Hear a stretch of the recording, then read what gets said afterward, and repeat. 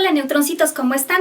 El día de hoy revisaremos una segunda parte sobre los personajes históricos de nuestro Ecuador. Bienvenidos.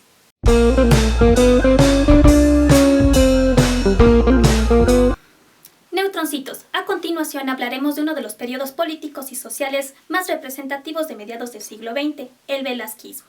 El populismo velasquista, también conocido como velasquismo, se instauró en Ecuador con la figura de José María Velasco Ibarra, quien fue presidente en 5 periodos, aglomerando un lapso de 40 años, desde 1932 a 1972. Luego de obstaculizar el régimen de Martínez Mera, Velasco Ibarra llegó a su primer periodo presidencial en 1934. El primer periodo velasquista se dio en plena crisis económica, luego de los conflictos territoriales, pero a comienzos del boom bananero y cacautero y la Revolución Cubana. Velasco Ibarra triunfó debido a su campaña enfocada en el cambio y dirigida en las calles, en aquellos lugares remotos a los que ningún político había llegado, en el populacho.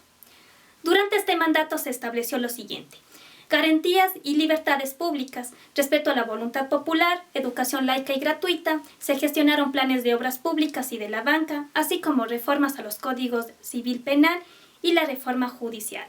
Carlos Arroyo del Río, diputado liberal y presidente del Congreso velasquista en el primer periodo, infundió teorías en contra del presidente y puso en contra de Velasco Ibarra a todo el Congreso, tanto a liberales como a conservadores que lo conformaban, así como a la prensa ecuatoriana.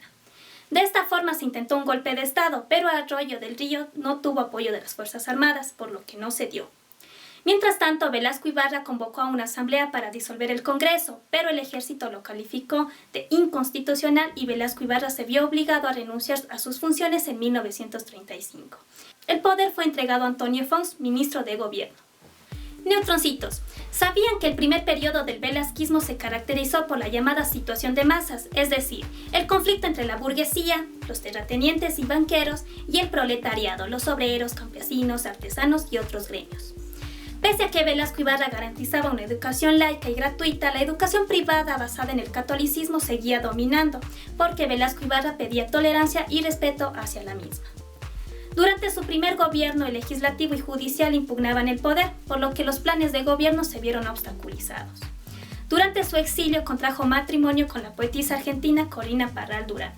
Una vez destituido, Velasco Ibarra se exilió en Colombia y Argentina y en 1940 llegó a Ecuador, se presentó a elecciones y perdió. En 1941 pidió la renuncia de Arroyo del Río, luego del conflicto en el Tratado de Río de Janeiro, y formó la Alianza Democrática con las fuerzas populares, liberales, socialistas y comunistas opositoras a Arroyo del Río. En mayo de 1944 estalló la Revolución Popular en Guayaquil y Arroyo del Río renunció al poder. Velasco Ibarra quedó como presidente interino representando a la Alianza Democrática. Luego de 3 meses fue proclamado constitucionalmente como mandatario. Aquí se dictaminó la 14ª Constitución, en donde se incorporaron los principios del Código de Trabajo y se creó el Tribunal de Garantías Constitucionales y el Tribunal Electoral. Durante este gobierno se reconoció la autonomía de la educación superior y el Congreso se redujo únicamente a la Cámara de Diputados. También se jerarquizó el salario en el magisterio, se creó la Casa de la Cultura y Ecuador se incorporó por primera vez a la ONU.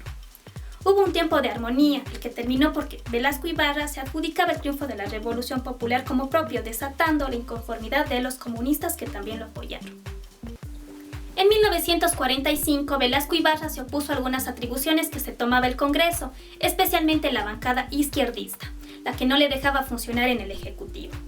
Las fuerzas populares se movilizaron a favor de Velasco Ibarra porque el Congreso quería convocar a una constituyente para establecer alianza con la Unión Soviética, y en agosto de 1947 Velasco Ibarra fue destituido por medio de una constituyente que no le permitió continuar con su periodo. Neutroncitos, ¿sabían que la Alianza Democrática fue una estrategia de Velasco Ibarra para destituir a Arroyo del Río durante la Revolución Popular del 28 de mayo de 1944, que le otorgó la presidencia? Con la Revolución Popular, Velasco Ibarra consagró su imagen de Mesías liberador, por lo que tuvo todo el apoyo del populacho. Tras la caída de Arroyo del Río, Velasco Ibarra ganó las elecciones de 1952, llegando a su tercer periodo presidencial. Aunque Ecuador pasaba por una fuerte crisis financiera, Velasco Ibarra realizó obras mucho más eficientes que el resto de sus periodos. Reequipó las Fuerzas Armadas, construyó varias escuelas y colegios, concretó el primer plan vial y creó la Junta de Planificación y Coordinación Económica. Además, fundó universidades católicas como la Pontificia Universidad Católica de Ecuador. restauró la libertad del sufragio, culto y educación y abolió la discriminación administrativa por ideales políticos y religiosos. Concluyó con su periodo y se aisló por un tiempo en Buenos Aires, en donde se dedicó a la docencia. Neutroncitos. ¿Sabían que el gabinete que se instauró en este tercer periodo de velasquismo estuvo casi ocupado por quienes participaron durante la campaña electoral? Pese a las obras que se crearon en este periodo, Velasco Ibarra clausuró algunos periódicos y apresó al representante del CID en Ecuador, Jorge Mantilla, por iniciar el paro nacional de medios de información y comunicación. Durante 4 años, Velasco Ibarra estuvo exiliado en Argentina y en 1960 retornó a Ecuador, presentándose nuevamente a elecciones y triunfó. La década del 60 estuvo representada por una crisis de comercio y política exterior, pues había detonado la Revolución Cubana y la acción de los Estados Unidos para controlar toda América Latina. Durante este periodo, Velasco Ibarra anuló el Tratado de Río de Janeiro, empezó la reforma agraria y se unificó el tipo de cambio monetario. Sin embargo, en este gobierno se dio un quiebre en el Congreso y se ejecutaron movilizaciones en la sierra, sobre todo de estudiantes universitarios y de las Fuerzas Armadas. Velasco Ibarra fue destituido en 1961. Neutroncitos. ¿Sabían que Quito y Cuenca fueron los epicentros en donde se produjo el levantamiento en contra del cuarto régimen de Velasco Ibarra? Se podría decir que este periodo fue el más decadente de la vida política de este presidente. Para 1968, Velasco Ibarra terminó de perfilar su radical posición política, se presentó a las elecciones y ganó, convirtiéndose en su quinto periodo.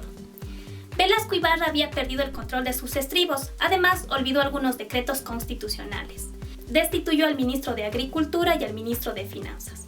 Durante este periodo se revocó la entrega de varias hectáreas a Texaco, se expidió la ley de hidrocarburos, se creó la Corporación de Yacimientos Petrolíferos Fiscales y se inició la construcción del oleoducto Balao Esmeraldas. Sin embargo, se desató una fuerte crisis social en el país, pues la pobreza aumentó en el campo y hubo represión a estudiantes en las manifestaciones, lo que llevó a que Velasco Ibarra se autoproclame dictador. El sucre se devaluó y el dólar se cotizó a 20.25 sucres, creciendo la deuda externa y abriendo paso a la corrupción en el Banco Ecuatoriano de la Vivienda. En 1972, los militares, representados por Guillermo Rodríguez Lara, armaron un golpe de Estado y destituyeron a Velasco Ibarra, quien se exilió en Buenos Aires. Con el fin del velasquismo se instauró en Ecuador una dictadura militar y civil que duró casi una década. Neutroncitos. ¿Sabían que durante su quinto periodo Velasco Ibarra ya tenía una edad muy avanzada? Él mismo se dio cuenta que el poder político y su ideología se había salido de sus manos, al autoproclamarse dictador, asumiendo todos los poderes del Estado. Velasco Ibarra tuvo cercanía con Fidel Castro y Salvador Allende, ambos líderes socialistas de América Latina, por lo que se cree que Estados Unidos y la CIA tuvieron que ver con la caída de Velasco Ibarra. La izquierda democrática se había consolidado como partido político, el mismo que se convirtió en el principal opositor al velasquismo. Partidarios al velasquismo lo convocaron para una sexta elección y él se negó, alegando que se encontraba cansado, enfermo y muy adulto, por lo que sus últimos meses de vida los dedicó a la literatura y a la investigación, viviendo en la total austeridad que siempre lo caracterizó.